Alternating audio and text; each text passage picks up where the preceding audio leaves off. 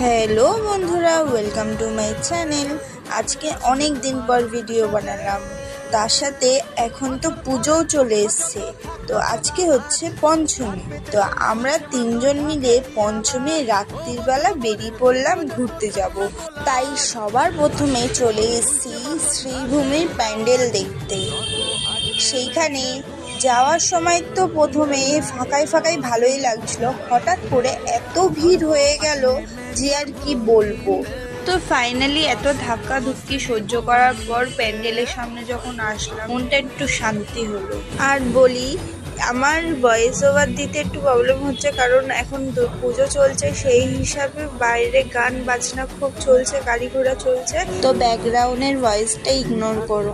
তো ফাইনালি প্যান্ডেলের ভিতরে ঢুকলাম, আর দেখো মায়ের মুখটা কি সুন্দর লাগছে। দুর্গা এলো শ্রীভূমি